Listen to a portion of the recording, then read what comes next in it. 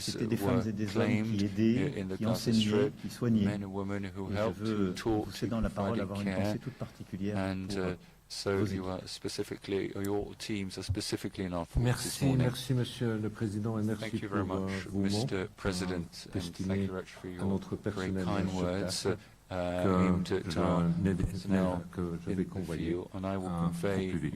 Mais Monsieur le Président, Mesdames et Messieurs les représentants des États et des organisations internationales, je remercie la France et en particulier le Président Emmanuel Macron pour l'organisation de cette conférence en espérant qu'ensemble nous réussirons à remédier à la situation catastrophique dans laquelle se trouvent plus de 2 millions de personnes civiles à Gaza. Je vais continuer en anglais. Excellencies, this has been a painful month for UNRWA, the UN Agency for Palestine Refugees. 99 of my colleagues have been killed in Gaza, the highest number of UN aid workers killed in a conflict in such a short time. They are among 10,000 people killed since the beginning of the war, according to the Ministry of Health in Gaza. I was in Gaza last week for the first time since the war started. I visited an UNRWA school, sheltering thousands of people. It was heartbreaking. Children used to learn and now laugh in this school. Today, they plead for a piece of bread and a sip of water. More than 700,000 displaced people live in similar degrading conditions in 150 UNRWA schools and buildings across the Gaza Strip. Our shelters are overcrowded, with little food, water, or privacy. The appalling sanitary conditions represent a looming public health hazard. My colleague Maha coordinates logistics in Gaza.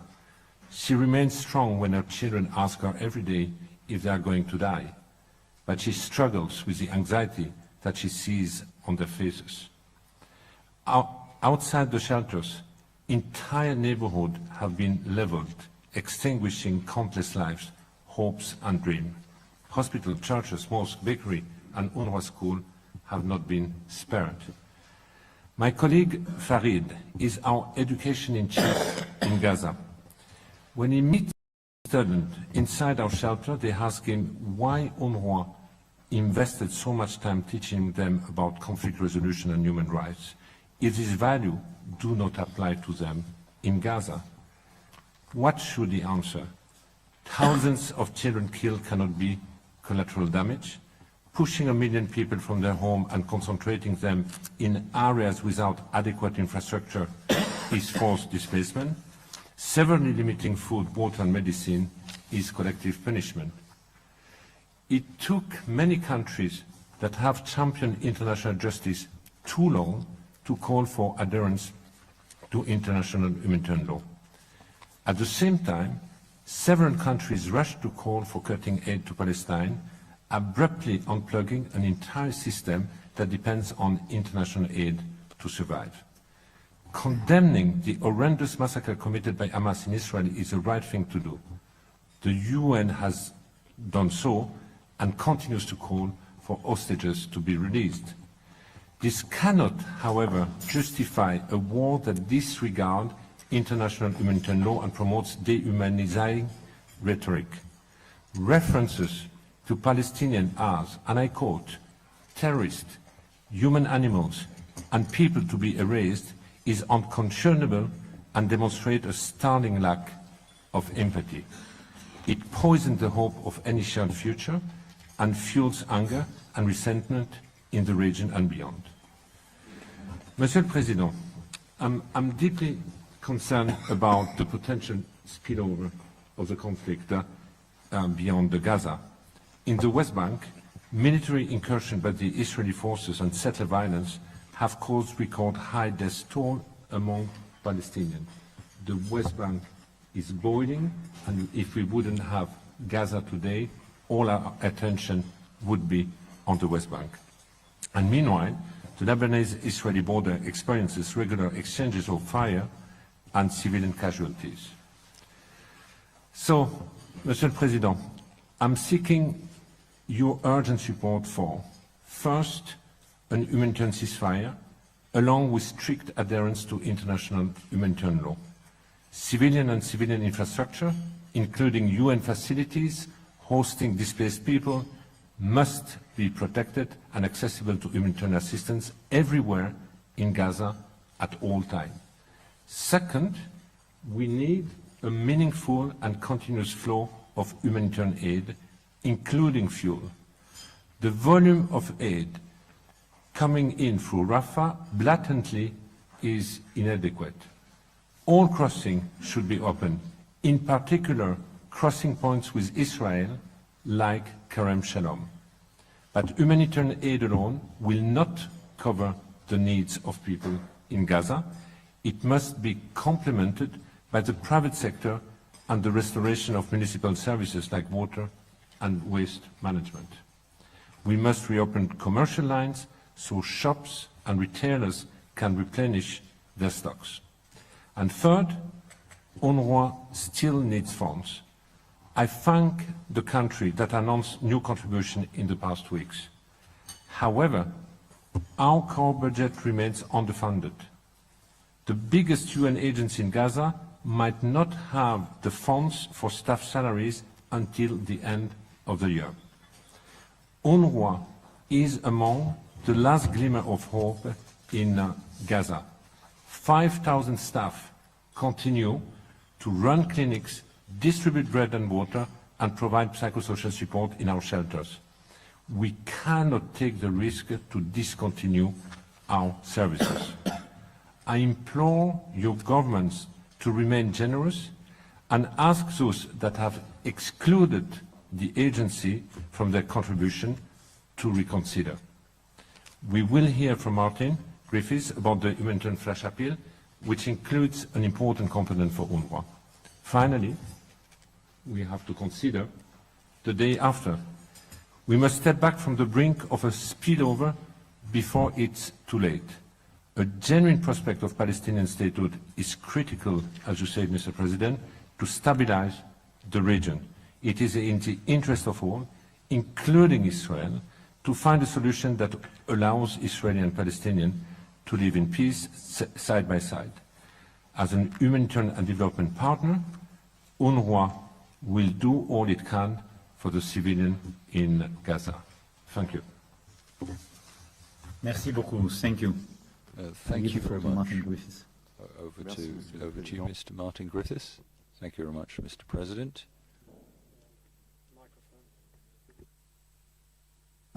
Voilà, je recommence.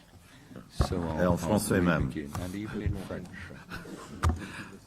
Merci, Monsieur le Président. Thank you very much, Parce que Mr. je suis President. anglais que le English. français c'est pas parfait. My French is not entirely Et comme mon collègue Philippe, colleague je vais Philip, m'exprimer en anglais. to But, express Mr. myself President, thank you for in this invitation. English.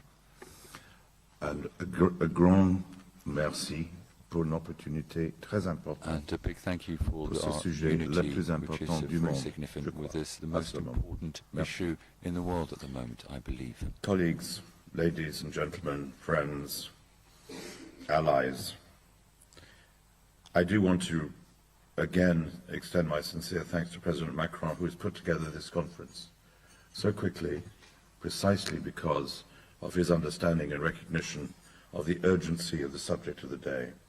And it's a very great honor to be here. And the attendance under his leadership of such a broad range of member states reflects the severity of the situation. It's also a reminder, as indeed, Monsieur le Président, que vous avez dit, of the links in this situation, a reminder of the intimate connection between war, diplomacy, humanitarian values, and the respect for the rights of innocents, wherever they may be. The devastating, as Philippe has said, and growing civilian toll of this conflict is unconscionable and is daily highly distressing.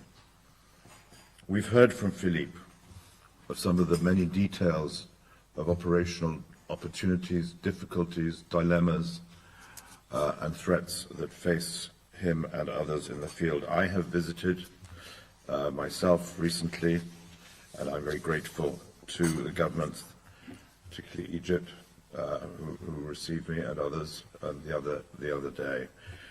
I had the opportunity, like you have had, of course, and others have had, to meet with the families of some of the Israeli hostages, and spoken also to some of the families in Gaza, not with your breadth and depth, but some kind of exposure. The situation is very simply put, it is insupportable, and to allow it to continue would be a travesty. So allow me to share some thoughts here on what needs to be done to happen urgently to avoid that travesty. First, again, I will repeat remarks made earlier, complete respect by all parties for international humanitarian law and basic human dignity. This means, among many other things, that civilians must be protected, their essential needs met wherever they are and wherever they decide to be. The United Nations cannot be part of a unilateral proposal to push hundreds of thousands of desperate civilians in Gaza into so-called safe zones. We cannot be part of this. The UN has not been involved in preparing for the arrival of those people to that prospective safe zone in Gaza, and we have serious concerns about its proposition. Concerns about the safety of civilians in safe zones, something the United Nations has some historical experience of course. Concerns about the safety also depend on agreement between all the parties to those zones. Concerns that satisfactory conditions do not exist anywhere in Gaza, or either in one place to support adequate shelter, food, water, sanitation and health for such large numbers, and concerns regarding the protection of civilians elsewhere in Gaza. All of these militate against these ideas which are being discussed about the safe zones. Number two, we must be allowed to get essential supplies and humanitarian relief, including fuel. We're still waiting for agreement on fuel into Gaza safely, without impediment, reliably and at scale. And the modest number of trucks, as Philippe has said, that we have so far managed to get in, and we're grateful for the intense negotiations that have been taking place daily and nightly. Egypt, of course, Israel, the United States and the UN have managed to increase the number of trucks. But as we know, you have called it, I think, Philippe, at one point, a crumb for the people of Gaza. The number of trucks, I think we've hit 100. We need 5 times that. And we need it without impediment, and we need it reliably, and we need it repetitively, and people need to be able to know that the truck will come tomorrow with the right goods. But I want to thank the government of Egypt at this point for facilitating access. Thank you very much. To via Rafah, and for consenting to host the UN at the El Arish airport, the humanitarian team which is on its way. But as you said, Philippe, we need more than one entry point. We need more, because if the needs of the people of Gaza are going to continue to increase as they do now, in the context of this military operation, one crossing point, 100 trucks will not do the business.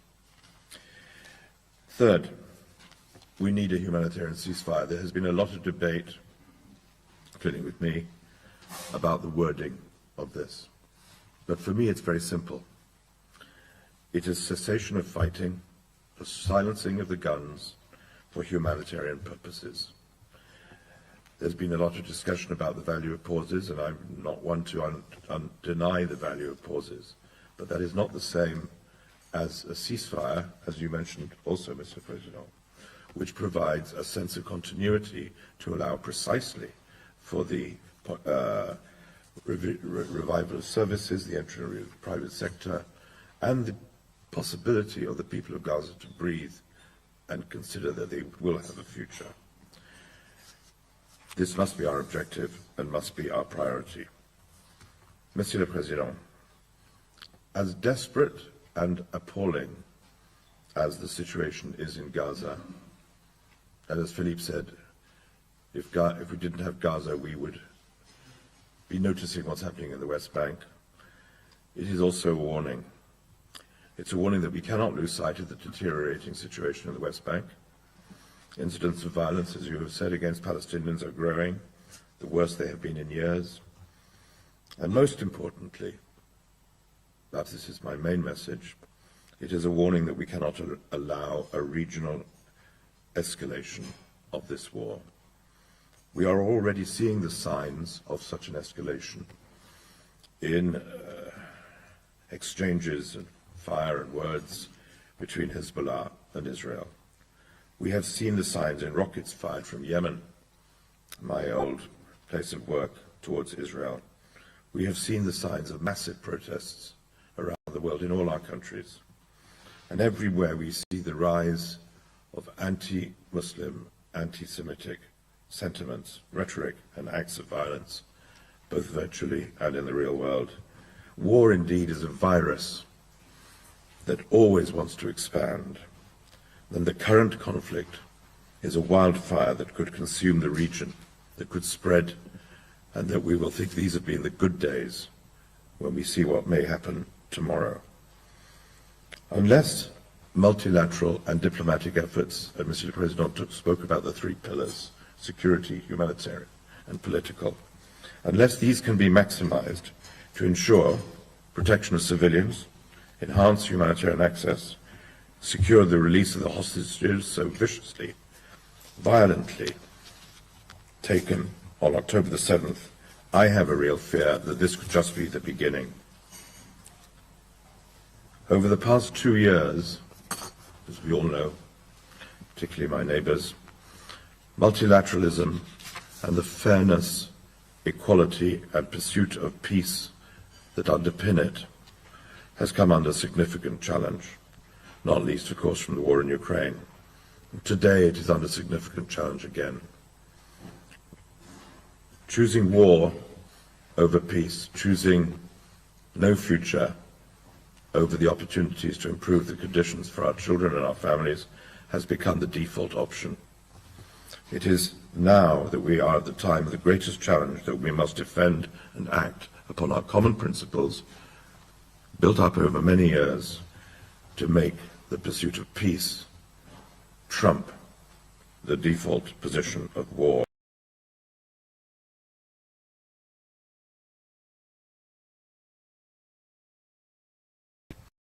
And today's conference is a decisive step on that path because, Monsieur le Président, you draw a straight line here in your arrangements, in your attendance, in your participation between conscience of the world and generosity and action for the Palestinian people, and we thank you for that. And finally, of course, like you, I want to thank UNRWA and my friend Philippe for what they're doing on the front lines and what they have always done on the front lines for the Palestinian people. UNRWA is the thin line between tragedy and safety, between slaughter and humanity. UNRWA has other agencies, and we will be hearing from them, and we are here present. But we mourn the loss, that intolerable loss of UNRWA personnel and their families, often killed at home with their families, and the pressures upon those who remain operational. 5,000 staff you spoke of in Gaza, displaced, in desperate danger, with losses in their own families, is a remarkable tribute to the humanity that is the basis of this conference. Thank you, Philippe, and merci, Monsieur le Président. Merci beaucoup, Monsieur le Secrétaire général adjoint. Je passe maintenant la parole à la présidente du Comité international de la Croix-Rouge. Monsieur le Président, Excellences, Mesdames et Messieurs, les souffrances dont le monde a été témoin à Gaza et en Israël sont intolérables. De trop nombreuses vies, y compris celles d'enfants, ont été prises. Les ravages de maisons, les traumatismes profonds et répétés, les otages toujours retenus captifs et leurs familles vivant depuis lors dans l'angoisse. Il est difficile de supporter l'idée même que cette situation humanitaire catastrophique dure depuis déjà un mois et il est inacceptable qu'elle dure plus longtemps. Le droit international humanitaire est l'outil le plus complet et le plus adapté dont nous disposons pour assurer la protection des civils et s'engager dans la voie à la désescalade du conflit en cours.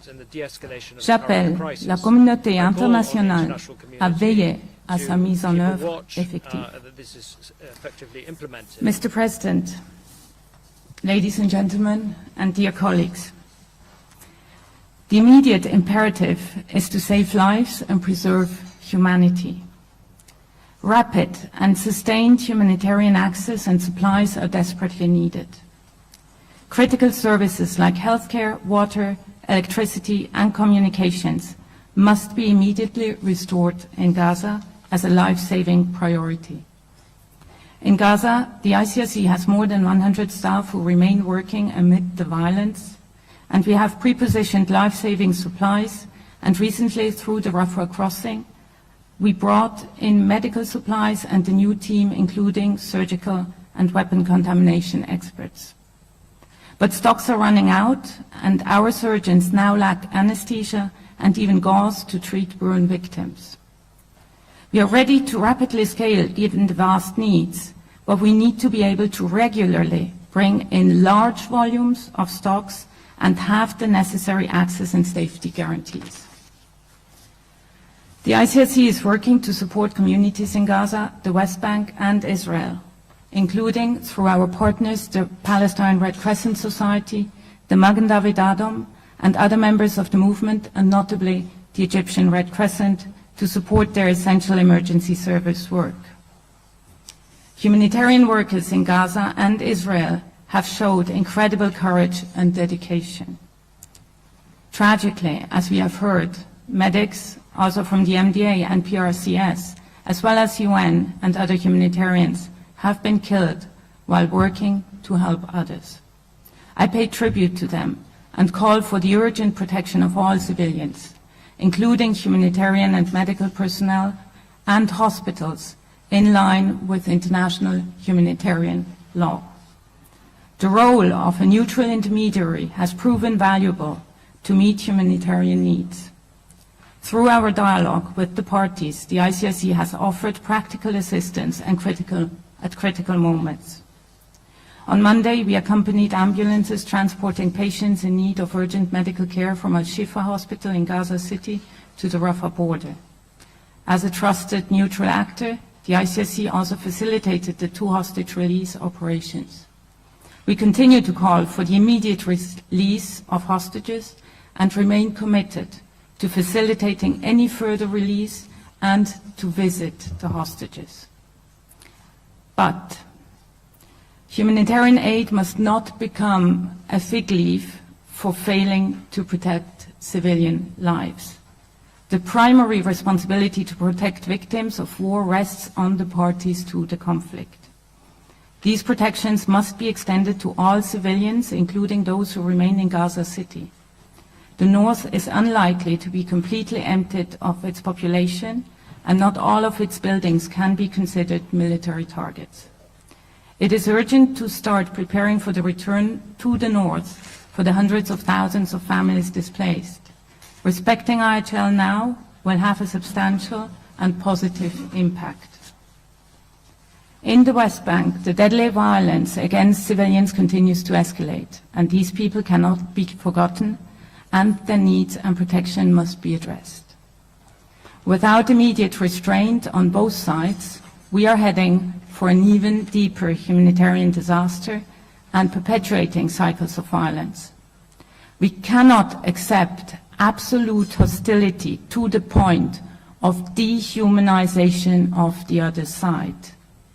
With each passing day, the possibility of finding a way back to a dialogue and the political solution dwindles. We must try not only to reduce human suffering, but also to preserve a minimal space in which to agree on something that is not achieved through military means, but through political discussions. I urge states to use their influence to ensure IHL is fully respected and implemented. The Geneva Conventions are practical. Killing civilians and ill treatment are prohibited.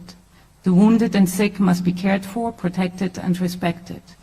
People detained must be treated humanely and with dignity. Hostage-taking is prohibited and hostages should be immediately released unharmed. Civilian infrastructure that people depend on to live, including electricity and water networks, must not be targeted. Irrespective of any military siege, the parties must ensure that civilians have access to basic necessities, including medical care. We are confronted with a catastrophic moral failing, one that the world must not tolerate.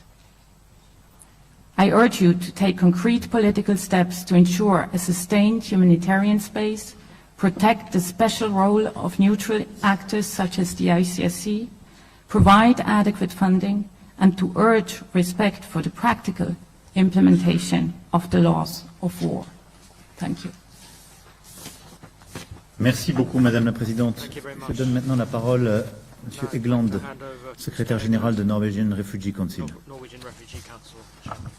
Thank you very much, Mr. President. Excellencies, we are many non-governmental organizations here today, and we have one united message to you. We cannot wait a minute more for a humanitarian ceasefire across Gaza for all of the civilian population there. We cannot wait a minute more for a lifting of the siege, which is collective punishment of 1 million children. This night and this morning we got new desperate appeals from our aid workers on the ground. We all have colleagues on the ground. Many of them are fleeing for their lives, and they're fleeing for their lives in the north, in the center, and in the south of Gaza, because there is no safe spaces. And what they say is, we've run out of fuel for generators, we've run out of fuel for water pumping, we've run out of fuel for the basic necessities. We do not have water, we do not have food, we cannot take it a minute more. So we need the ceasefire, we need lifting the siege, and we need to agree that a short-lived force is not enough. Just like some relief to a corner of Gaza for some people is not enough. Too many children have died. Our collective starting point here today is that we all condemn the horrific massacre of innocent Israelis on the 7th of October. No one do not unite in the condemnation of that, nor is there anyone not calling for the immediate release of the Israeli hostages unharmed. So we have now to be able to unite on lives being of equal value in Gaza. Without a ceasefire, without the lifting of the siege, and without an end to indiscriminate bombardment and warfare, the hemorrhage of human lives will continue. As member states of the United Nations, as signatories to the Geneva Conventions, it is your collective responsibility to uphold international humanitarian law. And it is very clear that the law is being violated on our watch by both sides. Everything is indiscriminate. The humanitarian access has to be, as Philippe Lazzarinis and Martin Griffiths said, general. We have to have over all of the border crossings so that we can reach all of the population, including those trapped in the north. 240 housing units, 240 140,000 housing units have now been destroyed. We know, because my organization, NRC, is coordinating the shelter cluster in Gaza. It will be an impossible rebuilding job. I'm there by saying, if we leave today without agreement on a ceasefire, on the lifting of the siege, of a release of the hostages, and collective diplomatic efforts to start the peace process, we will have failed humanity. Thank you. Merci beaucoup, M. le Secrétaire Général. Je donne la parole maintenant à Mme le Président de l'NSF. Monsieur le Président, merci beaucoup. Je parle au nom de Médecins sans frontières en concertation avec les ONG ici présentes et celles qui n'ont pas été invitées. Le constat, vous le connaissez, des bombardements incessants, un carnage, amplifié par le fait que la population ne puisse s'enfuir, amplifié par une aide humanitaire au compte-gouttes et une restriction massive des biens de première nécessité. Sauver des vies, c'est d'abord épargner les vies qui restent. De quelle vie parle-t-on? Nous parlons des blessés qui souffrent le martyre et resteront estropiés à vie. Des femmes qui accouchent tous les jours, des malades chroniques en sursis sans traitement, des survivants traumatisés. Nous parlons de tous les enfants, des enfants orphelins, des enfants blessés sans parents qui deviennent une catégorie à part entière dont il faudra s'occuper à l'avenir. Nous parlons des secouristes. Beaucoup sont déjà morts et nous vivons chaque heure dans l'angoisse d'apprendre la nouvelle de nouveaux décès. Nous parlons des médecins, des infirmiers exténués qui travaillent jour et nuit dans des hôpitaux aujourd'hui désignés comme des cibles militaires qui ne peuvent ni se reposer ni avoir de lieux sûrs pour abriter leur famille. Le travail des secouristes est de chercher les blessés au cœur du conflit et de les amener à l'arrière, en sécurité. Aujourd'hui, il n'y a pas de zone sûre à Gaza. 30% des personnes qui ont été tuées l'ont été dans le sud, là où le gouvernement israélien leur avait dit de se mettre à l'abri. Ce qui est proposé à la population aujourd'hui, ce sont de faux couloirs humanitaires, de fausses zones sécurisées. Les demandes d'évacuation des hôpitaux sont irréalistes et dangereuses. Le système de santé est au bord de l'effondrement, or le nombre de blessés et de malades est tel que leur prise en charge se fait et ne pourra se faire que dans les hôpitaux existants, qui pourront être renforcés par des hôpitaux de campagne. L'aide arrive au compte-gouttes, sa pénurie est organisée. La proposition récente d'une petite zone humanitaire procède de la même logique de restriction. On a besoin que le terminal de Rafah soit plus ouvert, que des points de passage ou du côté d'Israël. Même si on est prêt, nous les organisations humanitaires, à faire tout notre devoir, on ne peut pas faire semblant que l'on va mettre en place des secours appropriés dans de telles circonstances. Déployer des secours au milieu des hostilités est un non-sens. Il faut que les bombardements cessent ou que la population ait le droit de se réfugier dans des zones sûres. Ce que nous voulons, c'est la garantie que les hôpitaux soient épargnés des bombardements tant qu'ils abriteront des blessés et des malades. La liberté de pouvoir sortir de Gaza, pour ceux qui le souhaitent, la possibilité d'acheminer de l'aide à la hauteur des besoins. Nous ne voulons pas de discussion technique sur l'acheminement de filets d'aide sous les bombes, de pauses tactiques, une heure par-ci, une heure par-là. Ce que 700 organisations issues des sociétés civiles de 70 pays veulent, c'est un cessez-le-feu immédiat, condition sine qua non pour organiser et maintenir des espaces d'humanité qui ne soient pas des trompe-l'œil. Je vous remercie. Merci beaucoup. Avant de donner la parole maintenant à la présidente de la Commission européenne, au secrétaire du gouvernement du Conseil, je crois qu'il y a un consensus qui se dégage quand même très nettement de ce qui vient d'être connu. D'abord, je veux dire que en préoccupation humanitaire, il y a la question des otages, vous l'avez déjà parlé très clairement tous, et la libération sans condition et immédiate des otages est un point absolument clé. Et ensuite, la possibilité de laisser sortir toutes les personnes qui le souhaitent de la bande de Gaza en sécurité et de manière libre est absolument clé. Il y a ensuite la protection du personnel humanitaire et je pense qu'il faut ici le réitérer et on aura continué le travail qui est mené depuis plusieurs années mais la protection des personnes comme des lieux est absolument clé dans ce genre de situation, et les garanties pour leur sécurité, la question des accès est absolument indispensable. Maintenant, je crois que les deux journalistes qui se sont exprimés l'ont très bien dit, ça fait plusieurs semaines, pour être très franc avec vous autour de cette table, que nous œuvrons, plusieurs autour de la table, à essayer de voir comment on peut acheminer de l'aide de la manière la plus intelligente, protéger les populations. On a eu beaucoup de discussions avec le président Sissi, il m'a très bien expliqué pourquoi c'était une très mauvaise idée d'aller faire une zone au nord de l'Égypte, ça crée beaucoup de déséquilibre.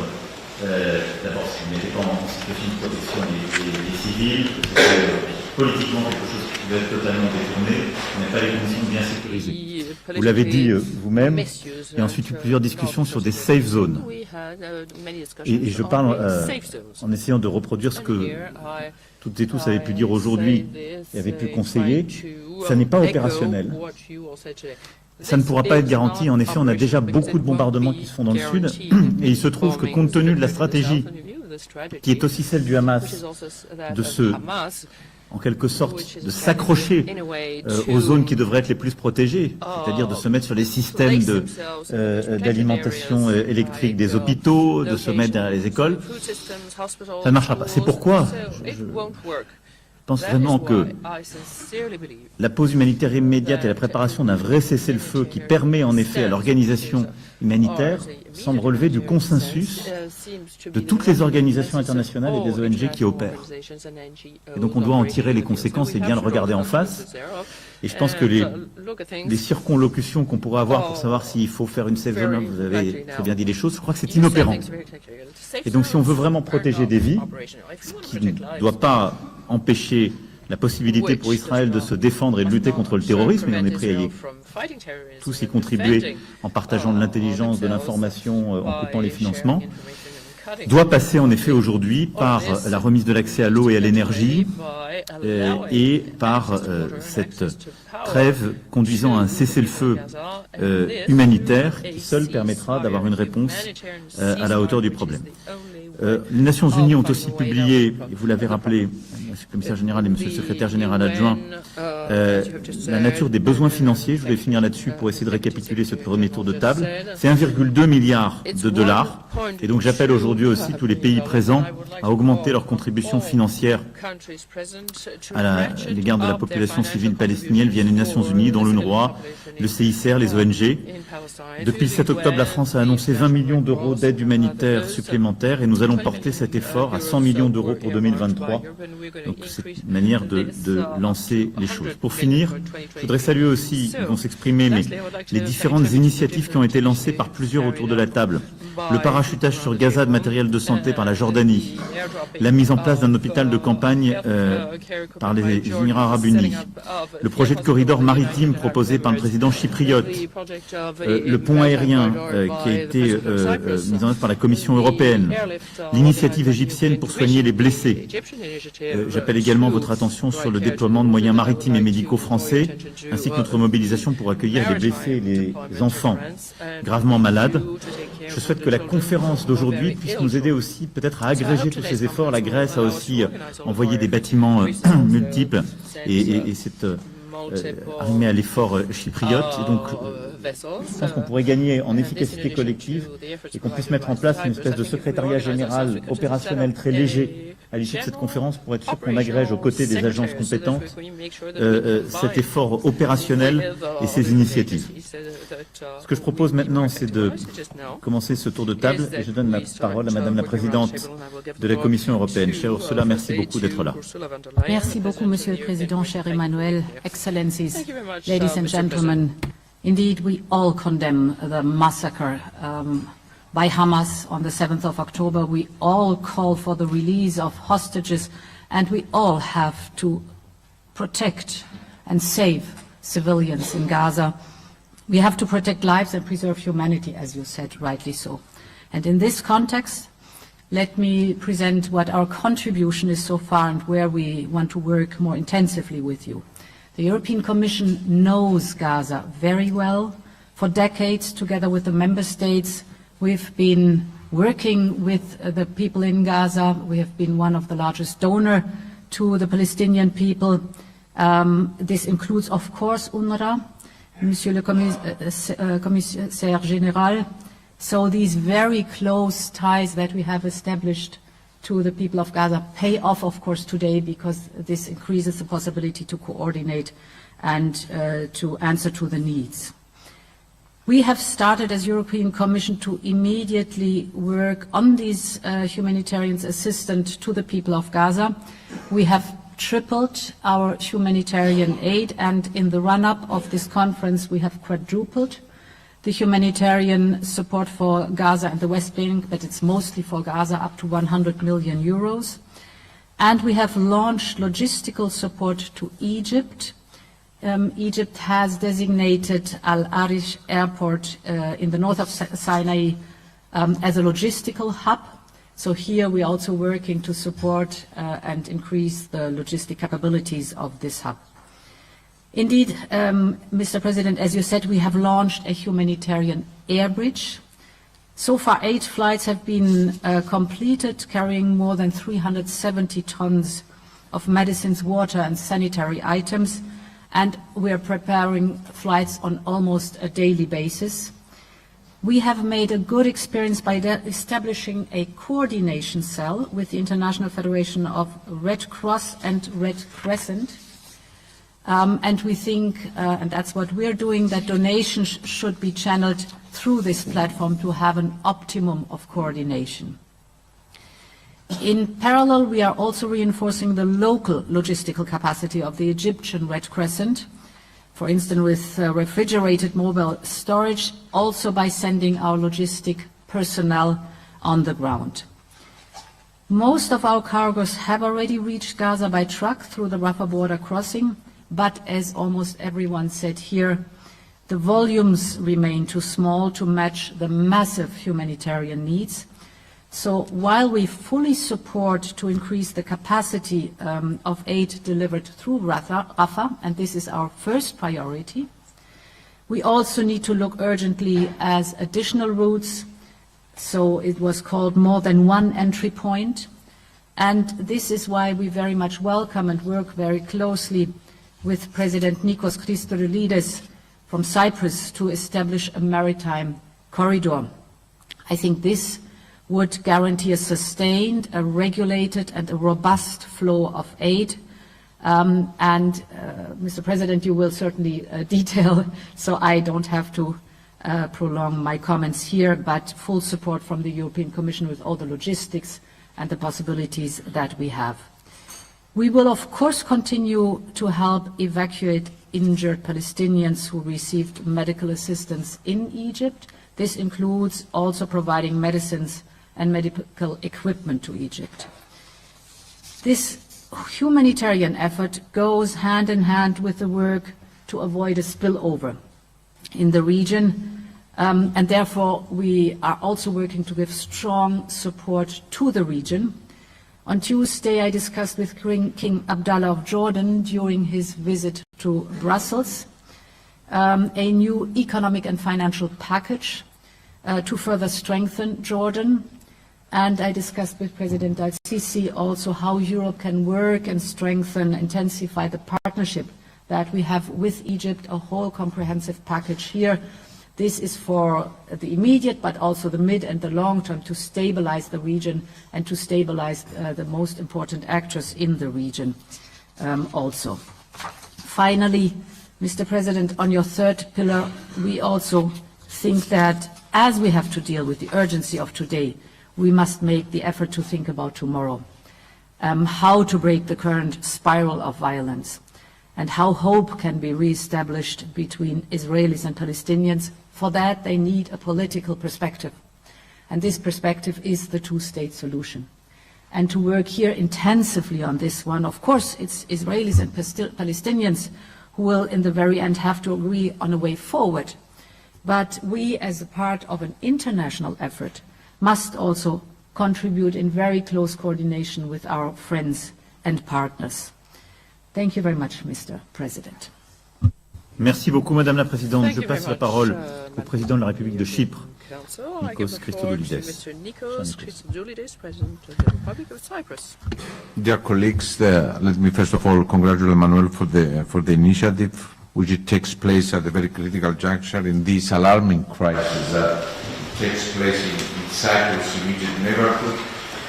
It also comes at a moment of deep concern about the humanitarian situation in the Gaza Strip. We all share a collective responsibility to convert our concern into concrete action by finding effective solutions to address this urgent need. Of course, without losing sight of the commitment of reviving the political horizon for a viable two-state solution. At the bilateral level, Cyprus is the closest EU member state in the region, and it's a country with excellent relations with all its neighbors.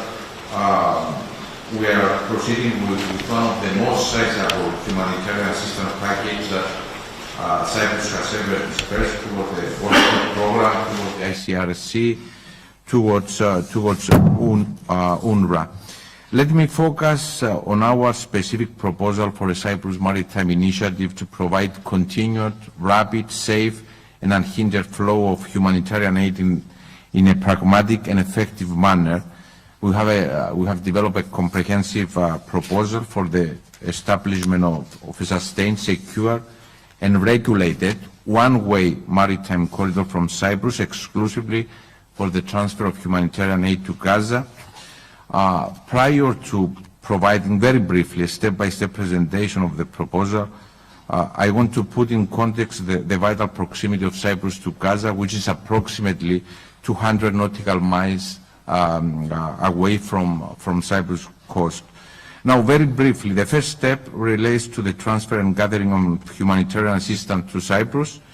The operational center will be the city of Larnaca, which hosts both a port and an international airport, as well as the Cyprus Center for Land, Open Seas and Port Security, which is a state-of-the-art port and maritime security excellence center, in addition to the Joint Coordination Search and Rescue Center, which is in Cyprus, and now we have representatives for 33 countries there.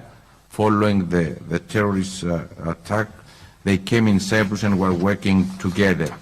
The capacity in the designated Cyprus port for storage of up to 100,000 tons of humanitarian assistance in secure depots and the transport of up to 2,000 tons per vessel. The second step relates to the inspection and the inventory listing of the assistance. The list of assistance materials arriving in Cyprus are inspected by a joint committee and the Customs Office, which maintains a set regulated procedure for the export of materials. The third step is the loading on the landing vessel. Full inspection procedures prior to loading is carried out by a designated joint committee, and we discuss this with all parties concerned, including Israel. The whole chain of command of pooling of humanitarian assistance to Cyprus, the gathering of the assistance at Larnaca port, the inspection and the inventory listing and the loading of the landing vessel can take place only in one day. The fourth step is the sailing to the South Gaza Strip. The sailing of the landing ship or the transport vessel will be accompanied by a frigate or warship from participating countries, starting from the Larnaca port. The large ship will run a dedicated Larnaca Gaza route, and the ship will sail directly and non-stop to the landing point of the specific route. According to the discussions that we have with all interested parties, an area that was identified as the southwest coast of Gaza. The fifth step is the unloading and the receiving the assistance for distribution to Palestinian civilians. The ship's landing point, transport routes and the storage areas will be declared as humanitarian areas, neutral areas within and defined radius. At the landing point, representatives of the United Nations and agencies such as UNRWA, the ICRC, and we foresee the Palestinian Authority, of course, will be control, inspection, transport, storage, and distribution of the aid. This is very briefly at the 5 points. We have a proposal as a pages that we are discussing is a working document with all interested parties, the European Union, of course, France, Greece, the Netherlands, and the United States. We have been receiving questions to when the plan can be operational. Our plan specifically outlines the possibility for the immediate and short term, the medium term, and the long-term phase, involving fit-for-purpose vessels, a float dock, and a dedicated port facility. The initiative has been, I have to say, gaining traction and political endorsement as a sustained, reliable, secure, and a viable route for humanitarian aid to Gaza. I encourage you to look very closely. We are here to discuss concretely. We designate a special team in Nicosia. We are already in contact with the Commission, with France, with Greece, and other countries, and we stand ready to work with all of you in serving this humanitarian goal. Thank you, Madam. Merci beaucoup, Monsieur le Président. Je passe la parole au Premier ministre de la République hellénique, M. Kyriakos Mitsotakis. Merci, Monsieur le Président. Let me start by thanking President Macron for hosting today's conference, which unfortunately is taking place against the backdrop of an escalating humanitarian crisis. In the region, we deplore the loss of life of innocent civilians. First thoughts are with the families of the victims, as well as the families of the hostages, and of course we're deeply concerned with the escalation on the ground in the past days. I would like to thank in particular all the humanitarian agencies on the ground and to express my condolences for the loss of life of those who have put their own life at risk in order to save others. Greece, together with Cyprus, is a country in the immediate neighborhood, and we stand ready to contribute to any effort for the alleviation of the suffering. We have already sent a first shipment of humanitarian assistance by air to the Polish airport, given the proximity of Greece to Sinai. We would stand ready to play an important role in this newly established air corridor that could provide assistance very quickly in order for this assistance to enter Gaza from the south. We've also discussed extensively with Cyprus our contribution to the idea of a sea corridor. We very much support what was said by President Christodoulidis in terms of providing humanitarian assistance to Gaza at an increased volume which only a ship can provide. The Cyprus proposal is well thought out. The most difficult aspect is to identify a proper landing zone in Gaza, in southern Gaza, to establish the necessary port infrastructure, and of course to ensure the safety of the route between the cooperation of all actors involved. If these preconditions are met, Greece will stand ready to provide naval assets to assist with this project, and we will be looking to all involved actors to help us with possible logistics, especially those who know the geography of the area in much more detail. I will not repeat the positions of Greece when it comes to the overall conflict. This is not a time or a place to do so. Let me just conclude, Mr. President, by repeating what you said, the necessity to start discussing now about a possible political solution to this conflict, which eventually will be the only possible way to ensure a lasting peace in the area. Palestinian statehood is a precondition for a long-term peace in the region, and the two-state solution the only possible avenue that we can pursue in order to get that result. Thank you very much. Merci beaucoup, Monsieur le Premier ministre. Je donne la parole maintenant au Premier ministre de l'autorité palestinienne, M.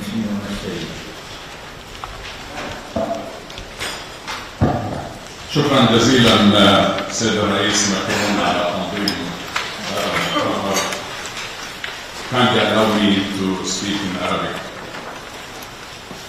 بدون أدنى شك حضور الكرام ونحن نشكركم على تلبية هذه الدعوة. في هذا الوقت القصير أتقدم بجزيل الشكر والتقدير لمؤسسات الأمم المتحدة على الدور الذي تقوم به لإغاثة شعبنا وأهلنا في قطاع غزة. سيد الرئيس، الحضور الكرام، كم فلسطيني يجب أن يقتل حتى تقف الحرب؟ هل 6 أطفال كل ساعة كافي؟ هل 4 نساء تقتل كل ساعة كافي؟ هل 10,000 قتيل في 30 يوم كافي؟ أكثر من ما قتل في أوكرانيا في 530 يوم؟ هل جرح 25,000 إنسان كافي؟ قد يموت بعضهم بسبب قلة الدواء. هل شهر بلا دواء أو ماء أو كهرباء أو مأوى كافي؟ هل تدمير 240,000 وحدة سكنية كافي؟ سيد الرئيس ماكرون، الحضور الكرام، طريق الآلام عند الشعب الفلسطيني لم تبدأ ب17. طريق الآلام عند الشعب الفلسطيني عمرها 75 سنة، في مخيمات اللجوء وفي الشتات وفي الضفة الغربية والقدس وتحت الحصار والحرب في قطاع غزة. واسمحوا لي أن أضع الأمور في نصابها ضمن المبادئ التالية. أولا، الدفاع عن النفس هو ليس أن تحتل دولة أراضي دولة أخرى. ثانيا، هناك انتهاك واضح للقانون الدولي الإنساني، وهناك جرائم ترتكب بحق الشعب الفلسطيني من الأبرياء، وهناك حصار، لا ماء ولا طعام، وهناك محاولات للتهجير القسري التي لم تتوقف حتى هذه اللحظة. وهناك أيضا من يعتقد أنه قد ينتصر على دم الأطفال. بدون أدنى شك، ثالثا، ليس منا أحد يبرر قتل الأبرياء من أي طرف كان. ولكن رابعا، ما تقوم به إسرائيل هو ليس حرب على حماس، بل على كل الشعب الفلسطيني. وزير الدفاع الإسرائيلي الذي يقول أنه يحارب حيوانات بشرية، ورئيس الوزراء الذي يقول Remember the Amaleks. تذكروا العمالقة. Go for them. Kill them all.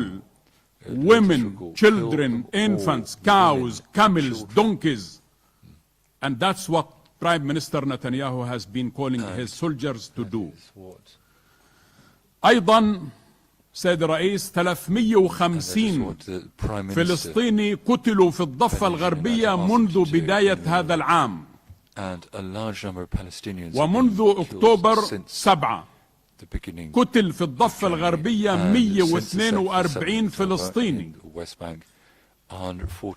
ولذلك ما رأيناه أن أحد الوزراء الإسرائيليين يوزع أسلحة على المستوطنين، 27,000 قطعة سلاح أعطيت للمستوطنين، ما هذا إلا رخصة بالقتل. السيد الرئيس، الذي نحتاجه هو وقف الحرب. ولكي يصبح هناك معنى للإغاثة لابد من وقف الحرب، لأنه ما معنى أن أحصل على وجبة من العشاء وأقتل في اليوم التالي. الوقت من دم. في غزة كل 6 ساعات، كل ساعة يقتل 6 أطفال و4 نساء. سابعا، الشعب الفلسطيني يحتاج إلى حماية دولية في الضفة وغزة والقدس، ويجب على هذا المجتمع الدولي أن يبتعد عن ازدواجية المعايير. نحن نحتاج إلى منع استمرار الحرب، ومنع احتلال غزة، ومنع تهجير سكانها. نحن مسؤولون عن غزة في آخر 30 سنة، ومنذ انقلاب حماس ونحن نقدم لغزة الماء والكهرباء والدواء والتعليم وكل مقومات الحياة من بنية تحتية وغيره. ولذلك هؤلاء أهلنا ولم نبتعد عنهم لحظة واحدة. الشيء الآخر الذي أود أن أقول أنه حتى أمس قامت الحكومة الإسرائيلية باقتطاع 600 مليون شيكل من الضرائب المستحقة لنا تحت حجة أننا نقوم بمساعدة أهلنا في قطاع غزة. ولذلك الحرب الإسرائيلية على الأرض وعلى الإنسان وعلى الرواية وعلى المال وعلى الشجر والحجر والبشر وكل ما له علاقة بالمكون الفلسطيني. 10. أراضي فلسطين جزء لا يتجزأ. لا يمكن الحديث عن اليوم التالي لقطاع غزة دون الحديث عن اليوم التالي لكل الأراضي الفلسطينية. ولذلك هذه الحلول المجتزأة لا تأتي بنتيجة تذكر. الأولويات بالنسبة لنا واضحة، بحاجة إلى إنقاذ الجرحى وإيصال الدواء والماء والكهرباء، والاهتمام بأن هناك أوبئة قد بدأت تنتشر من رائحة الموت. أكثر من 1300 فلسطيني جثثهم لا زالت تحت الأنقاض. إيصال المساعدات حادشا. إيصال المساعدات لغزة يجب أن يكون لجميع مناطق قطاع غزة وليس للجنوب فقط، لأن هذا يعني دعوة للتهجير من الشمال إلى الجنوب. ونحن نرفض رفضا قاطعا إقامة أي معسكرات جديدة في جنوب قطاع غزة، لأن هذا يعني تفريغ الشمال كاملا. والمساعدات يجب أن تتم مع العنوان الشرعي للشعب الفلسطيني ومؤسسات الأمم المتحدة والهلال الأحمر. والشكر لما تقدم مصر من تسهيلات عبر المعبر ضمن ظروف استثنائية. والشكر لكم جميعا على ما قدمتوا وتقدموا. ولكن سيد الرئيس، أختم كلامي بالقول: هذه ليست الحرب الأولى ولا الثانية ولا الثالثة، هذه الحرب السادسة على قطاع غزة. ولذلك بدون أن يكون هناك أفق سياسي ينهي معاناة الشعب الفلسطيني بأن ينهي الاحتلال. أنا شخصيا كنت أول فلسطيني وصل إلى مدريد من أجل مفاوضات السلام. كان هناك 140 ألف مستوطن في الضفة الغربية. اليوم في الضفة الغربية في 755 ألف مستوطن. ولذلك الحل يجب أن يكون بإنهاء الاحتلال وتصفية المستعمرات. لا حاجة لأفق سياسي بالمعنى التفاوضي. هناك حاجة إلى أن يقول المجتمع الدولي أن حانت ساعة الوقت لكي يتم إنهاء هذا الاحتلال، وتضع الأمم المتحدة برنامج لإنهاء هذا الاحتلال. نحن في الختام سيد الرئيس آمل أن يخرج من هذا المؤتمر بصوت واحد أننا جميعا نريد لهذه الحرب أن تتوقف. وعندما يتم الحديث عن اليوم التالي، ليس فقط اليوم التالي في غزة، اليوم التالي لكل الأراضي الفلسطينية. ونحن نعلم أنه سيكون هناك اليوم التالي في إسرائيل أيضا. ولذلك المحاكم الدولية يجب أن تقف وقفة واضحة لمحاكمة المجرمين، والقانون الدولي الإنساني يجب أن لا يتجزأ. وإذا كنا نحن هنا على هذه الطاولة حماة القانون الدولي الإنساني، فلا بد لنا من إجراءات توقف هذه الجرائم التي ترتكب بحق الشعب الفلسطيني. سيد الرئيس، شكرا مرة أخرى على إضافة هذا المؤتمر. نحن هنا الضحية، ونحن هنا الذين يحق لنا أن ندافع عن أنفسنا، وحق الدفاع عن النفس لا يعطي أي إنسان الحق باحتلال أرض آخرين. وشكرا.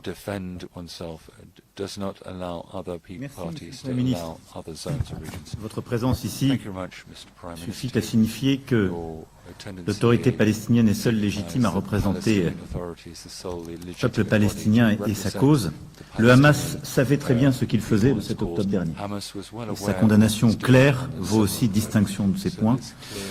Et l'autorité palestinienne a une responsabilité éminente sur les trois piliers que j'évoquais pour œuvrer avec la communauté internationale et trouver une solution sur la lutte claire contre le terrorisme, sur la question humanitaire que nous évoquons aujourd'hui et sur la question politique. Je sais pouvoir compter sur vous. Monsieur le Premier ministre du Luxembourg, Monsieur Xavier Bettel, cher Xavier. Merci beaucoup, Monsieur le Président. Première chose que je voulais juste dire, qu'on soit ici ne veut pas dire qu'on est contre Israël. Et ce n'est pas parce que je condamne ce qui s'est passé de la part du Hamas que je suis contre les musulmans. On a trop envie de nous mettre dans un cliché, de dire ou tu es pour l'un ou tu es pour l'autre. Et c'est le pire qui puisse arriver, de devoir dire on est pour l'un ou pour l'autre, et contre l'un ou contre l'autre. Ça va faire de l'antisémitisme. On va avoir l'impression que on mélange Hamas et Gaza, dont tous les Palestiniens sont membres du Hamas. Mais on doit éviter aussi de tout faire pour que, aujourd'hui, des gens qui sont contre le Hamas, même en Palestine, soient poussés à être contre Israël et se rapprocher du Hamas. Donc, la première chose, c'est qu'on ne doit pas dire qu'on est pour l'un ou contre l'autre. Moi, je suis pour la paix, la première chose. Je sais qu'aujourd'hui, si on dit qu'on est pour la paix, on va nous dire, oui, mais un cessez-le-feu, et on sait qu'on n'arrivera pas à l'avoir, vu le gouvernement israélien actuel. On sait qu'on n'arrivera pas là. Et que c'est au niveau du Conseil européen ou même ici, le message fort qui doit être, c'est qu'on a besoin actuellement de ce qu'on peut essayer d'arriver à atteindre le plus rapidement possible, des trêves au moins humanitaires pour que les populations civiles, et aujourd'hui 70% des victimes, et ceux qui souffrent le plus sont des femmes et des enfants. C'est les civils encore qui trinquent. C'est pas les politiques qui trinquent, c'est les civils qui trinquent aujourd'hui. Et on risque vraiment, pour moi, d'avoir des messages clairs qui doivent sortir d'ici. C'est un, libérer les otages. Deux, de ne pas donner pas l'impression aux Israéliens que c'est une conférence contre eux. Trois, de dire que les territoires occupés de Palestine peuvent compter sur nous. Nous, si je regarde mon pays, nous avons alloué, juste cette année en 2023, plus ou moins 12 558 000 euros. Et nous avons encore rajouté de l'argent. Il y aura 3 millions maintenant au total, juste pour l'aide directe maintenant. Et ce sera pour Médecins du Monde et pour l'UNRWA aussi. Mais on doit tout simplement donner des messages clairs ici à l'extérieur. Des couloirs humanitaires, d'aider les populations et surtout arrêter l'embargo. Comment est-ce qu'on peut prendre aussi une population civile en otage? Et c'est ce qui se passe aussi aujourd'hui. Et je tiens juste à dire que dans le nord du pays, aujourd'hui on parle de Gaza, mais avec le Liban, la région n'est pas la plus sûre actuellement. Et le pire qu'on puisse avoir, c'est de donner un message aujourd'hui pour les jeunes de Gaza, qu'on les a oubliés. Ce serait le pire message qu'on puisse donner. Et ce qui est le pire pour nous tous, c'est que demain, l'antisémitisme gagne. Et que ce sera les juifs contre les musulmans, et pas que sur le territoire de Gaza ou en Israël. Donc vous avez ça partout aussi chez nous. Donc je pense que c'est dans l'intérêt de nous tous de trouver des solutions rapides, des messages forts, et surtout des messages communs. Merci beaucoup. Monsieur le Premier ministre de la République de Slovénie,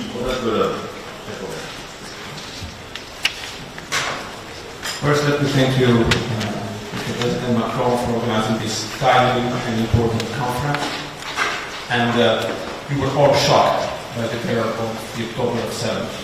We were all shocked by the hostage being taken, and we called many times for their immediate and unconditional relief. But today, our hearts cry for children of Palestine. I want to stay very clear. I want to echo the words of the UN Secretary General saying that what we're facing and witnessing now in Gaza is not just a humanitarian crisis. It is the crisis of humanity. The bombing and shelling that we can see is in no proportion with the right of self-defense. And it's a violation of international humanitarian law. By having said that, it is quite obvious that unless there is immediate humanitarian ceasefire, all the efforts of the humanitarian staff, all their sacrifices, or their losses of life in Gaza will be in vain. Let's not forget about that. So we want to give full recognition to all the NGOs, to the UNRWA, to Red Cross and Red Crescent for what they are doing in Gaza, on the ground. But it will not be enough unless there is immediate cease of fire, humanitarian cease of fire, and immediate lift of the siege. If we are able to come up out of this conference with this one voice, asking for that, it will be a huge, huge win for humanity. It will not be against one or the other side. It will be a win for humanity. Slovenia is not a big nation, so we cannot do much in terms of military or any other kind of efforts. But what we can do is that we first, immediately, increased by 6 times our support to UNRWA. And today we pledge another double of our funds to the United Nations organizations. This is how we can show that what we say is what we mean. And let's act together, and let's act immediately. Merci beaucoup, Robert. Je donne la parole au Taoiseach, Premier ministre de l'Irlande, cher Leo Varadkar. Bonjour, Monsieur le Président, pour votre travail et merci pour la population civile de Gaza et merci pour l'opportunité d'être ici aujourd'hui avec vous. Je vais vous continuer en anglais. Thank you very much for the opportunity to speak here today, and my thanks to President Macron for the initiative and for the leadership and balance that France has shown since the current phase of this terrible conflict began on October 7th with Hamas's terrible terrorist attack on the Israeli civilians. I want to begin by paying tribute to the agencies and NGOs that remain active in supporting the people of Gaza in most difficult circumstances, including UNRWA and the ICRC, and my condolences on the very large number of colleagues and friends that you've lost in this conflict. These are real heroes. The situation we've heard described confirms what we already knew, that is that the humanitarian situation in Gaza is grave, deteriorating, and there's a high risk of escalation in the West Bank and in Lebanon. It's a crisis on a scale that is almost unimaginable.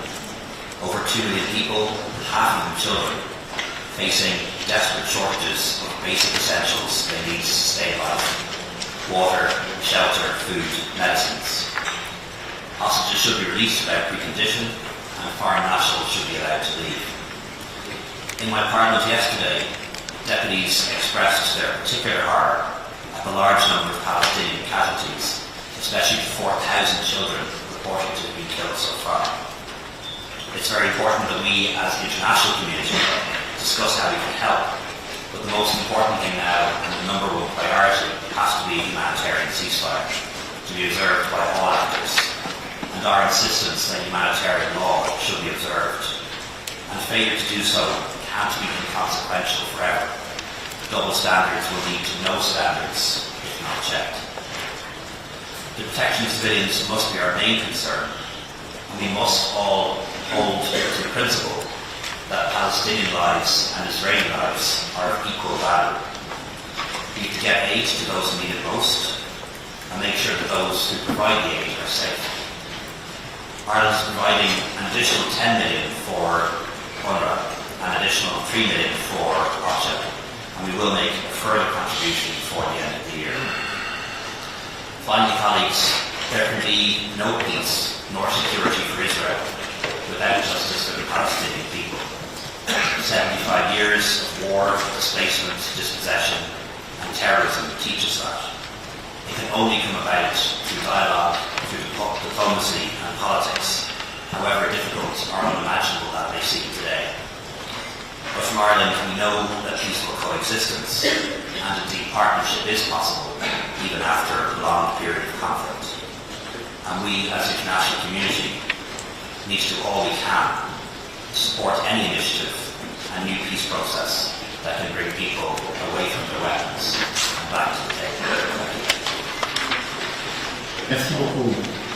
C'est maintenant la parole au président du Conseil européen, M. Charles Michel. Merci, Monsieur le Président, de cette initiative. Vous avez parfaitement dressé dans l'introduction les trois points mobilisés par l'engagement humanitaire, la question sécuritaire, la lutte contre le terrorisme et les politiques avec la paix.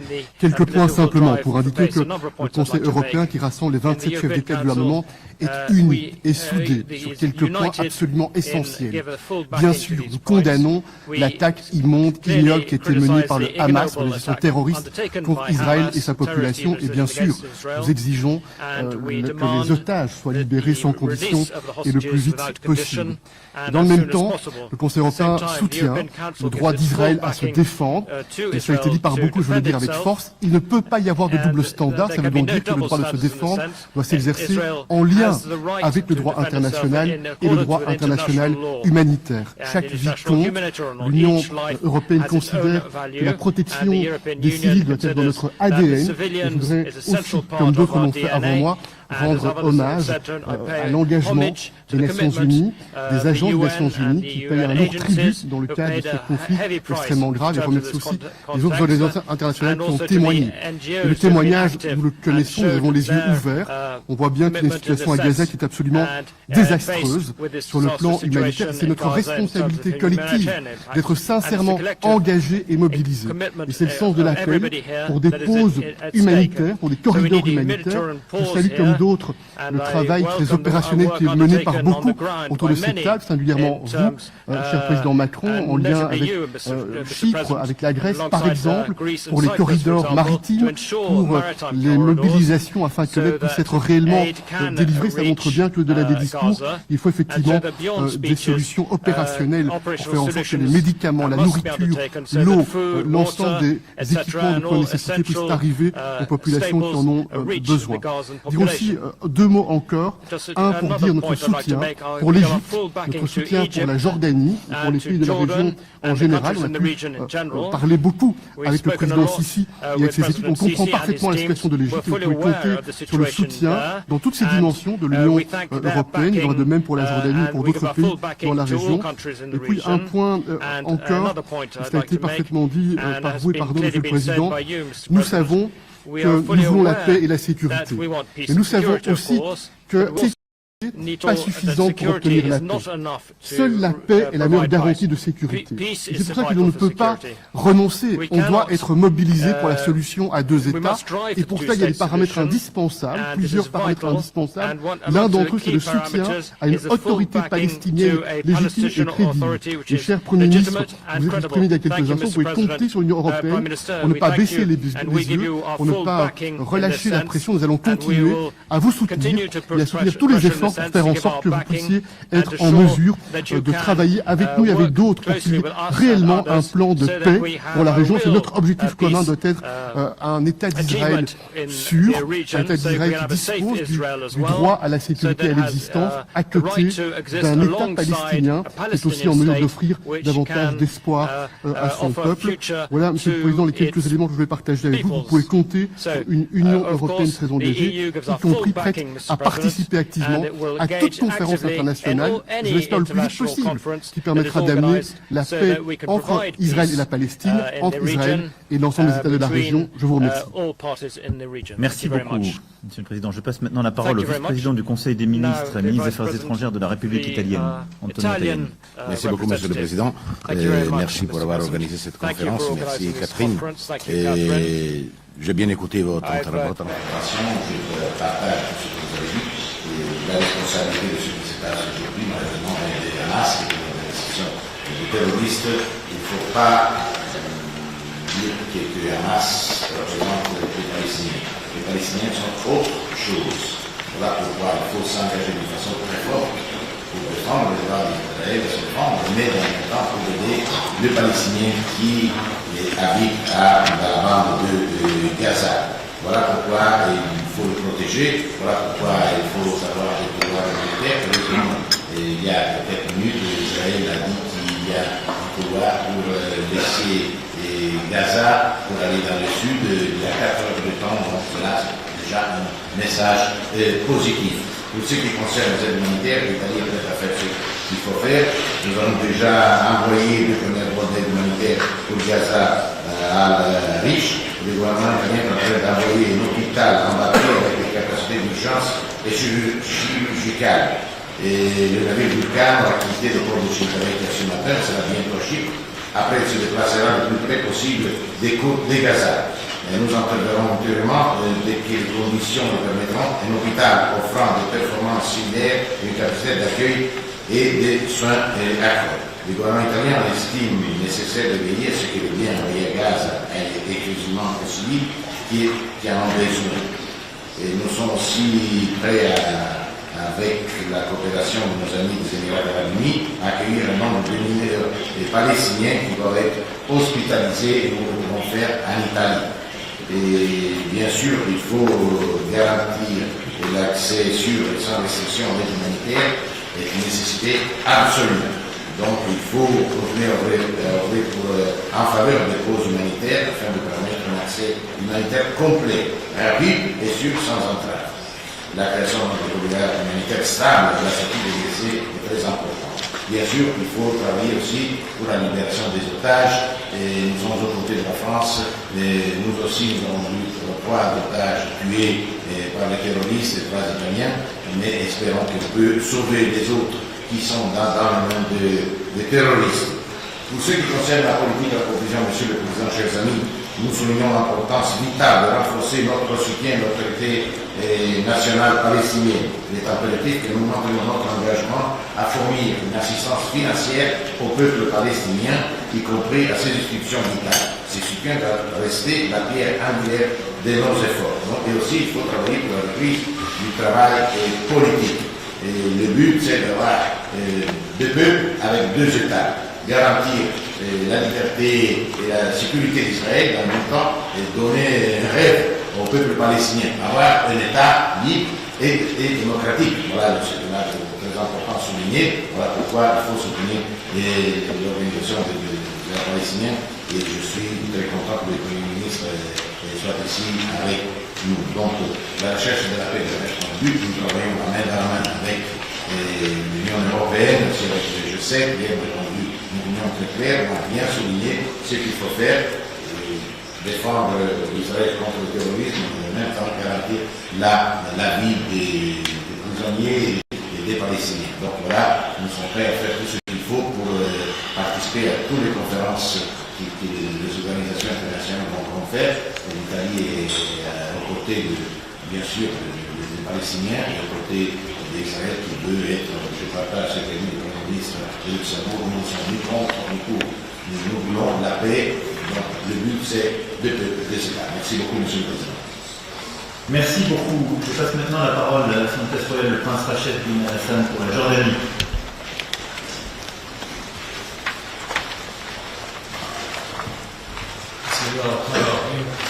Mr. President, Your Excellencies,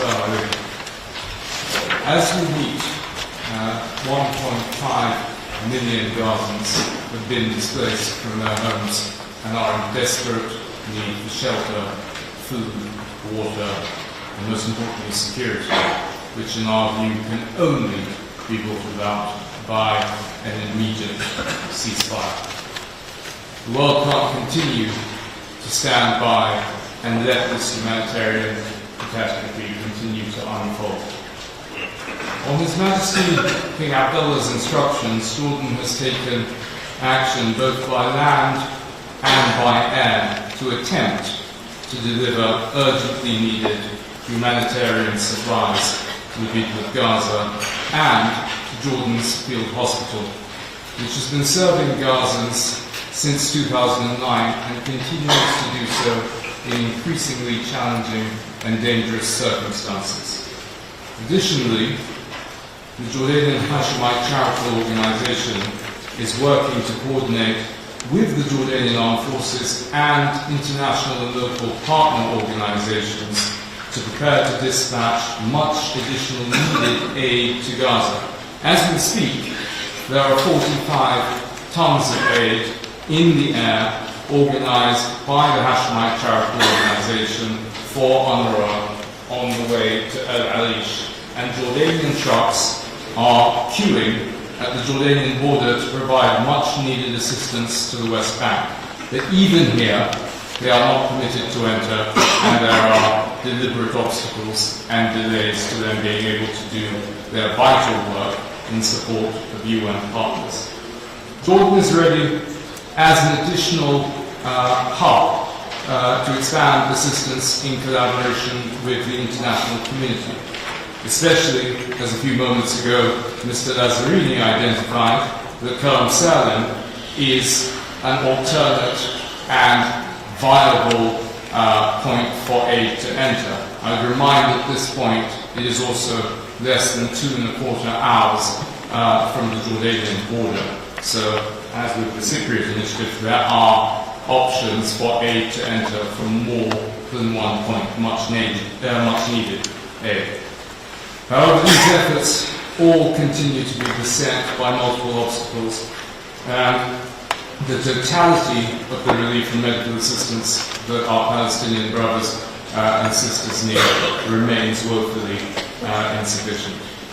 Ladies and gentlemen, this desperate situation is not sustainable and it can't continue, and it's the duty of the international community to ensure the sustained and uninterrupted delivery of humanitarian aid, fuel, and I would re-emphasize again fuel because of the important need, food, medicines, and medicines to the Gaza Strip, while ensuring, and I reiterate, that the situation does not further deteriorate in the West Bank.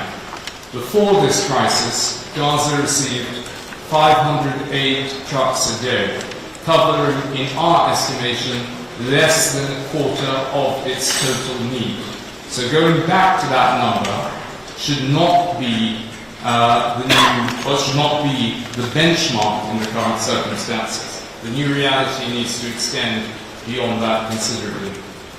To ensure that the aid is provided to meet the requirements of those on the ground, we again encourage all organizations to work closely with UNRWA to identify the needs in Gaza and meet them in coordination with the international community. And I would also remind many of the donors that purchasing local medical equipment and humanitarian aid in the region, when available, is far more cost effective than loading it into planes and sending it halfway across the world, where the cost of transport and the fuel for those planes costs more than the cargo of the plane itself. This is another area that Jordan is willing to assist in. Finally, the world's action should not be limited to addressing the humanitarian situation alone. The people of Palestine, like any other people in the world, have a right to live a life of dignity and peace. And the only path to a safe and secure future for the Palestinian people is through a meaningful and just political process that can deliver a sustainable and lasting peace on the basis of the two-state solution. It remains imperative and incumbent upon all of us to stop their suffering now and make that future possible. Mr. President, thank you very much for the opportunity and for hosting us today. Merci beaucoup. Moi, merci à la ministre pour le rôle important qu'elle joue dans la politique religieuse et le soutien humanitaire. Je veux aussi remercier l'Égypte pour le rôle tout particulier qu'elle joue, ce qui me permet de donner la parole à M. le ministre des Affaires étrangères. Merci pour votre présence. La parole est à vous. فخامة الرئيس ماكرون، سادة رؤساء الوفود، السيدات والسادة، اسمحوا لي في البداية أن أتوجه بالشكر لدولة فرنسا على استضافة هذا المؤتمر. لقد تبنت مصر منذ بداية الأزمة في 7 أكتوبر موقفا واضحا يدين كافة أشكال استهداف المدنيين، إلا أن ما آل إليه الصراع العسكري في غزة منذ ذلك الحين من قصف واستهداف عشوائي من قبل إسرائيل للمدنيين الفلسطينيين قد أودى بحياة ما يزيد عن 10,000 مدني نصفهم من الأطفال، وحصار وتضييع وتشريد وتهجير مليوني مدني فلسطيني من أراضيه ومساكنه. وأقول إن فتح معبر آمن لانتقال المدنيين إلى الجنوب ليس تطورا إيجابيا، بل استمرار للتهجير الممنهج والمخالف للقانون الدولي الإنساني. إن ما تقوم به إسرائيل يتعدى أي مفهوم من حق الدفاع الشرعي عن النفس، وأن استمرار الصمت الدولي على ما تقوم به من مخالفات جسيمة وانتهاكات للقانون الدولي الإنساني يشير إلى وجود خلل في معايير المنطق والضمير الإنساني. لقد أعلن المفوض السامي لحقوق الإنسان أن كل من حماس ودولة إسرائيل قد ارتكبتا جرائم حرب.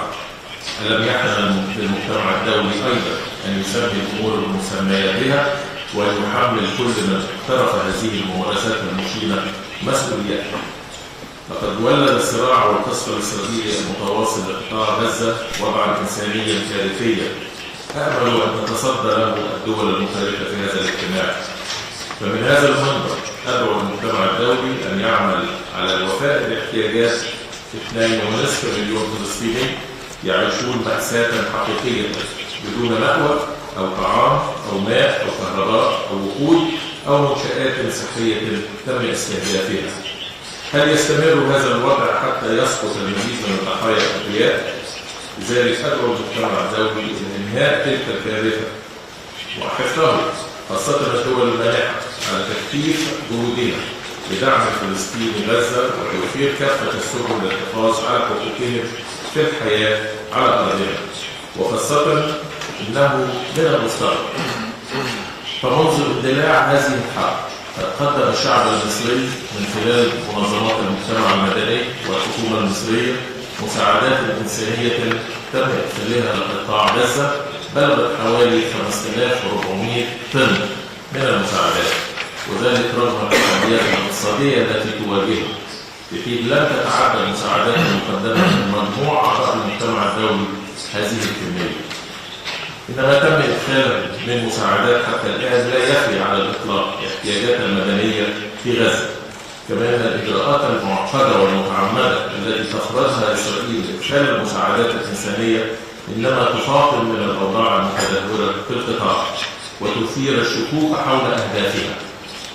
لقد طلبت مصر بأهمية الوقف الفوري والمستدام لإطلاق النار، وننفذ بكافة الممارسات التي تهدف إلى فرض أمر واقع جديد لإجبار الفلسطينيين على اللجوء ونقلهم جبرا وترحيلهم من أراضيهم، حيث بلغت أعداد النازحين في غزة ثلث عدد سكانها، وهذا في حد ذاته مخالفة جسيمة أخرى للقانون الدولي الإنساني. إن ما نشهده في قطاع غزة يؤكد يقينا بأن تسوية الصراع الإسرائيلي الفلسطيني لم تتم إلا بناء على حل الدولتين وقرارات الشرعية الدولية، ولقد حذرت مصر من مغبة وصول الصراع إلى هذا المنحى الخطير، وسعت في تواصلها المكثف مع مختلف الأطراف من أجل وقف السياسات الإحادية التي أشعلت النزاع.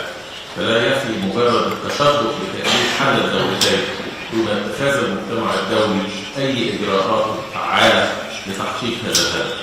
إن مصر ترفض بشكل قاطع ما تنتهج بعض الدول من سياسات مزدوجة المعايير إزاء الحرب الجارية، وتؤكد أن النفس البشرية واحدة في كل مكان سواء كانت إسرائيل أو في فلسطين. إن التلكؤ في وقف نزيف الدم الحالي يعد مشاركة في تحمل مسؤولية ما يحدث من انتهاكات وجرائم ضد الإنسانية. أخيرا، إن اللحظة التي يعيشها النزاع الإسرائيلي الفلسطيني لم تأتي من فراغ، فدوائر العنف المفرطة التي أصابت الشعبين الفلسطيني والإسرائيلي دون تمييز إنما هي نتاج سياسات الاحتلال وممارسته من ضم الأراضي ونقل المنازل والعمل على الفصل بين الضفة الغربية وقطاع غزة وتجاهل الحقوق الفلسطينية لأكثر من 70 عاما هو ما يحتم تضافر الجهود الدولية لإنهاء هذا الوضع المؤسف وتسوية الصراع على أساس حل الدولتين. وشكرا. Merci beaucoup. Je donne la parole au secrétaire général adjoint du CCEAG, Dr Abdulaziz Alouaïcheg. Thank you, Mr. President.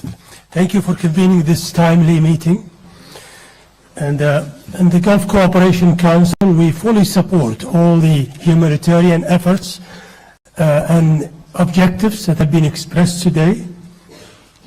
And long before this conflict, the GCC established a $1.6 billion program for Gaza.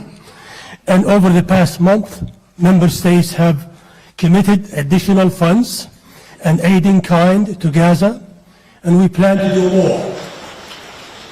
Saudi Arabia has convened 2 emergency meetings for the Arab League and for the Organization of Islamic Conference over the next few days to mobilize additional political and humanitarian efforts to achieve these goals. Earlier this year, Saudi Arabia initiated an attempt to re-energize the peace process in coordination with the Arab League and the European Union. Mr. President, for all of these efforts to succeed, I join the calls made today by almost every speaker here for an immediate ceasefire with the objective to do the following. First, enable a better response, a better humanitarian response along the lines that Your Excellency and humanitarian organizations have expressed today. Second, to stop the spread of the conflict further into the West Bank. And third, to stop contagion to the rest of the region.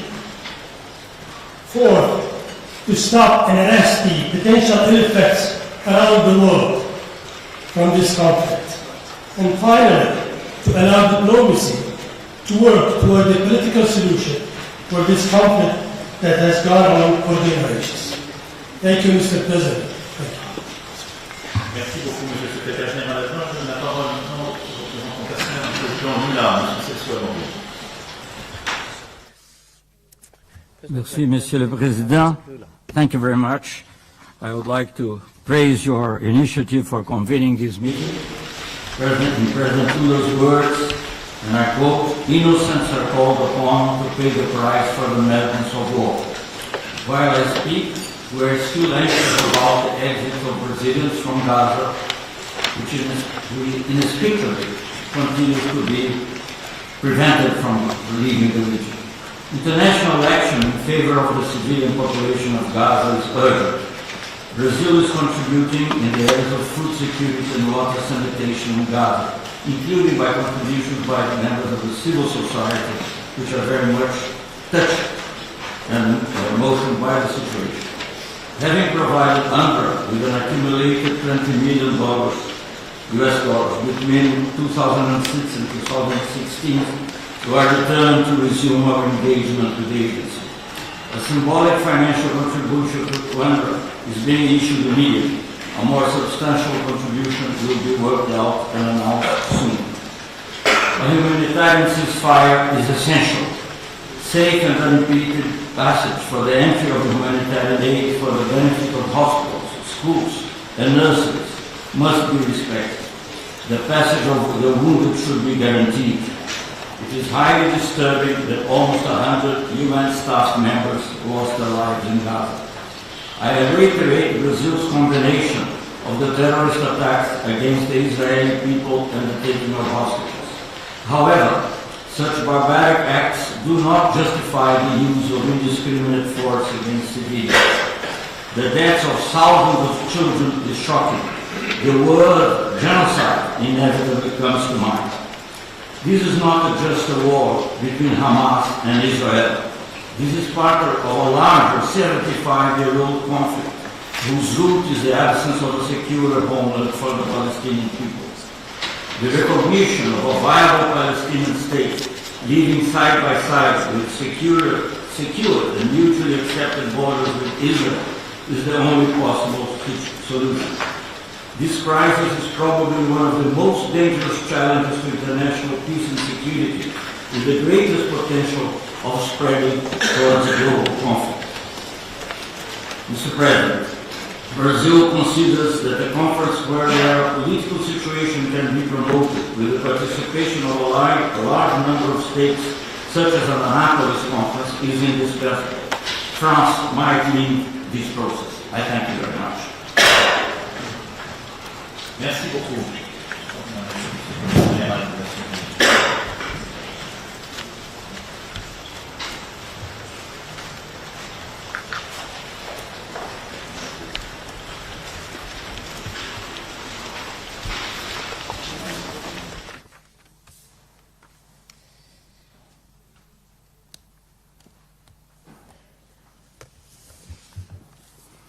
Nous allons entendre le secrétaire général des Nations Unies par vidéo, mais le lancement n'étant pas encore fait, peut-être puis-je passer la parole d'abord aux agences spécialisées des Nations Unies, en commençant par l'UNICEF, Madame la directrice exécutive adjointe, Madame van der Heyen.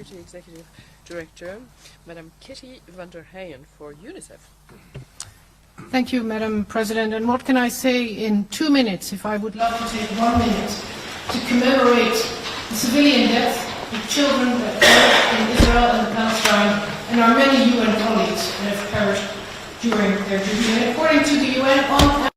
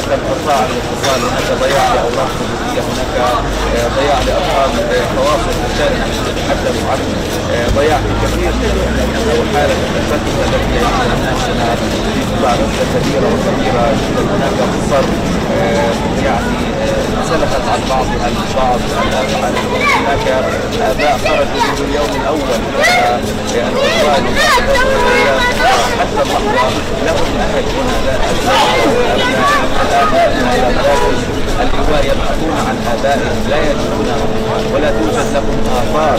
هم أناس عاديون خرجوا لجلب رزقهم من يعمل في منطقة الموقف، وهو عبارة عن منطقة البني البندورة والنجار والسنوات وما شابه.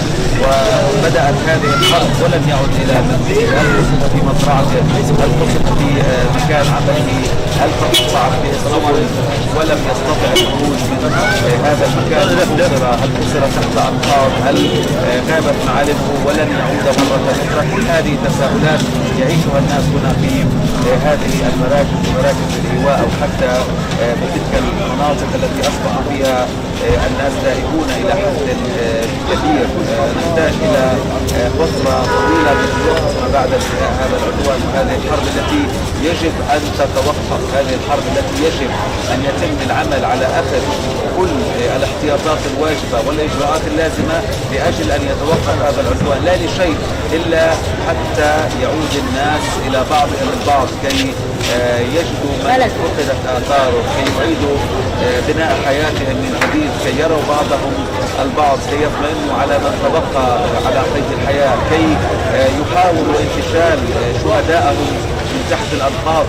هدى ونحن نتحدث عن أكثر من 3000 إنسان ربما غالبيتهم متساحقة استشهدوا ولقطوا أنفاسهم الأخيرة تحت الأنقاض. وبالتالي هذه كلها تساؤلات تتعلق بما هي الخطوة التالية، ما هي الخطوة التالية بعد انتهاء هذا العدوان. نتمنى أن ينتهي هذا العدوان وأن يتوقف هذا القتل وتتوقف هذه الحرب حتى يستفيد الناس من هذه الصدمة الكبرى واللا مسبوقة التي يعيشونها، ثم يتفرقوا لأمور يستعيدوا بعضا من صلاتهم، يلملموا أوراقهم، يلملموا جراحاتهم، ثم يبدأوا حياتهم من جديد بعد افتقادنا لآلاف من الشهداء الذين وصلوا إلى سقف 11,000 شهيد. ربما هذا العدد يتزايد مع وجود المسلمين تحت أنقاض تلك المنازل التي هدمت. هؤلاء الذين لم يعودوا إلى منازلهم بعد، هؤلاء الذين خرجوا ولم يعودوا. كنا نشاهد في السابق أفلام وثائقية بعنوان خرج ولم يعد، أو حتى أفلام إدرامية تتحدث عن خرج ولم يعد. هنا آلاف خرجوا ولم يعودوا وربما لن يعودوا. هذا هو عنوان ربما يعيشه الناس هنا في قطاع غزة.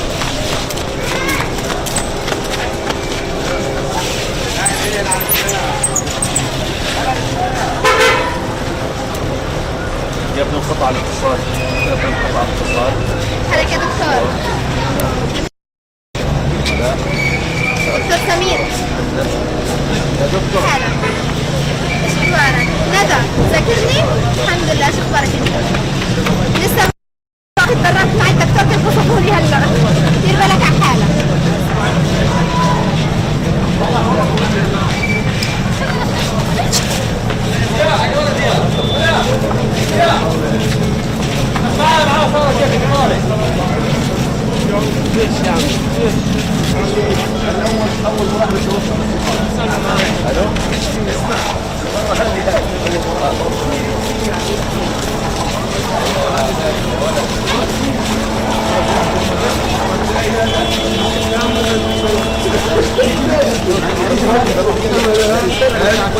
عشان على الهواء بدي اشتري ولد تايه بنحاول نرجعه لاهله. الله يسامحك انت، الله يسامحك. يقول لك هذه كمل انا الولد. الله يسامحك، كانه بنتي انت رحت اخذته. الله يسامحك. الله يسامحك، بدي اياه يمشي عشان قاعد السمك عنه الاطفال، انت رحت مسكته ورجع بالتالي. لا قعدت رنديت السمير كمان كان نايم. بدي اشوفك ترى اخش المستشفى. المستشفى بتلاقيه هذا علي على الهواء. خلي كله اياه.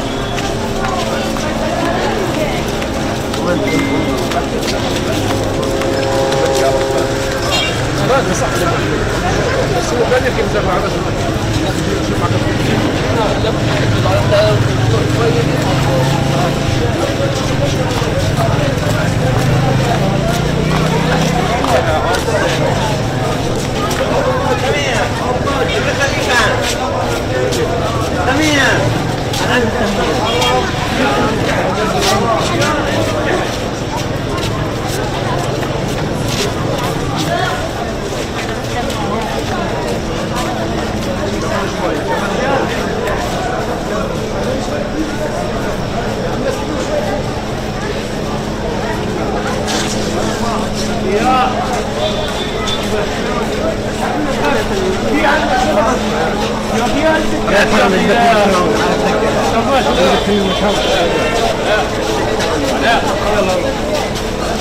احلى سكيت